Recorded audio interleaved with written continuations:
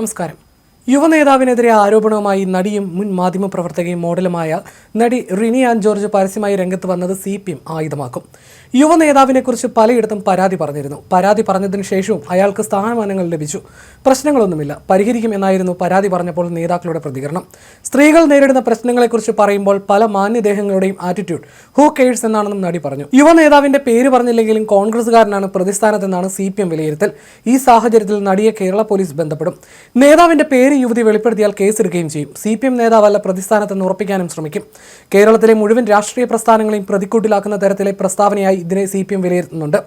കുറച്ച് ദിവസങ്ങളായി രാജേഷ് കൃഷ്ണ വിവാദത്തിൽ പ്രതിരോധത്തിലായിരുന്നു CPM. അതിനിടയിലാണ് നടിയുടെ തുറന്നു പറച്ചിൽ.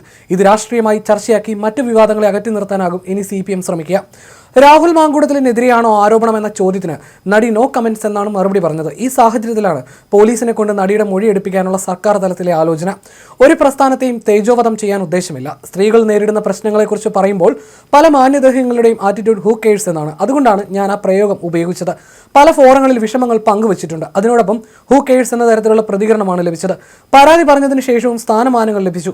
ആ വ്യക്തി ഉൾപ്പെട്ട പ്രസ്ഥാനത്തിൽ പലരുമായും എനിക്ക് അടുത്ത സ്നേഹബന്ധവും സൗഹൃദവുമുണ്ട്. അതുകൊണ്ടാണ് പേര് വെളിപ്പെടുത്താത്തത്. ദുരനുഭവങ്ങൾ ഇനിയും ഉണ്ടാവുകയാണെങ്കിൽ വെളിപ്പെടുത്തുമെന്നായിരുന്നു നടിയുടെ വാക്കുകൾ. ആദ്യം എതിർത്തു, പിന്നീട് ഉപദേശിച്ചു. വളർന്നു വരുന്ന മിടുക്കനായ യുവ നേതാവാണ്, ഇങ്ങനെ പ്രവർത്തിക്കരുതെന്ന് ഉപദേശിച്ചു. 5 സ്റ്റാർ ഹോട്ടലിൽ റൂം എടുക്കാം, ഞാൻ വരാമെന്ന് മെസ്സേജ് അയച്ചപ്പോൾ നന്നായി പ്രതികരിച്ചു. അതിനുശേഷം കുറേ നാൾ പ്രശ്നമുണ്ടായിരുന്നില്ല. പിന്നീട് വീണ്ടും അത്തരത്തിലുള്ള മെസ്സേജുകൾ അയച്ചു. തുറന്നു കാട്ടണമെന്നുള്ളത് കൊണ്ടാണ് ഇത്രയെങ്കിലും പറയാൻ തയ്യാറായത്. സാമൂഹ്യ മാധ്യമങ്ങളിലെല്ലാം ആ വ്യക്തിയെക്കുറിച്ചുള്ള കാര്യങ്ങൾ വന്നതാണ്. ഹൂ കെയർസ്, അതാണ് നടി കൂട്ടിച്ചേർത്തു. ഇതെൻ്റെ വ്യക്തിപരമായ പ്രശ്നമല്ല, അതുകൊണ്ടാണ് കേസുമായി പോവാതിരുന്നത്. സമീപകാലത്ത് സാമൂഹ്യ മാധ്യമങ്ങളിൽ ഈ വ്യക്തിയെക്കുറിച്ച് ചില കാര്യങ്ങൾ വന്നപ്പോൾ ഇത് പല സ്ത്രീകളും നേരിടുന്നുണ്ടെന്ന് മനസ്സിലാക്കുകയും അതുകൊണ്ട് ഞാനിത് സംസാരിക്കുന്നതിൽ തെറ്റില്ലെന്ന് തോന്നി. എനിക്ക് വലിയ ഉപദ്രവമൊന്നും ഉണ്ടായില്ല. നീതി ഇല്ലാത്തതുകൊണ്ടാണ് ഞാൻ സംസാരിക്കുന്നത്. പ്രശ്നങ്ങളൊന്നുമില്ല, പരിഹരിക്കുമെന്നായിരുന്നു നേതാക്കളുടെ പരാതി. പറഞ്ഞപ്പോൾ പ്രതികരണം അവർ വ്യക്തമാക്കി. നേതാവ് നിരവധി തവണ അശ്ലീല സന്ദേശങ്ങൾ അയച്ചു. 3.5 വർഷം മുൻപായിരുന്നു ആദ്യ അനുഭവം. അതിനുശേഷമാണ് ഇയാൾ ജനപ്രതിനിധിയായത്. ഇയാളിൽ നിന്ന് പീഡനം നേരിട്ട വേറെയും പെൺകുട്ടികളുണ്ട്. ഇക്കാര്യങ്ങളെല്ലാം അവരുടെ പ്രസ്ഥാനത്തിലെ നേതാക്കളോട് പരാതി പറഞ്ഞിട്ടും നടപടി ഉണ്ടായില്ല. പുറത്ത് പരാതിപ്പെടുമെന്ന് പറഞ്ഞപ്പോൾ പോയി പറയാനായിരുന്നു നേതാവിൻ്റെ മറുപടി.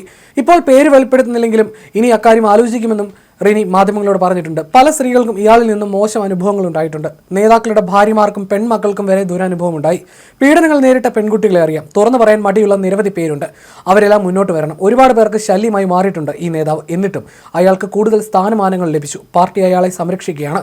പ്രതിപക്ഷ നേതാവ് അച്ഛനെ പോലെയാണ്. നേതാവിൻ്റെ പേര് പറയാത്തത് ആ പ്രസ്ഥാനത്തിലുള്ളവരുമായിട്ടുള്ള അടുപ്പം കൊണ്ടാണെന്നും റിനി പറഞ്ഞു. നേതാവിനെ സോഷ്യൽ മീഡിയയിലൂടെയാണ് പരിചയപ്പെട്ട ഉടനെ തന്നെ മോശം പെരുമാറ്റമുണ്ടായി.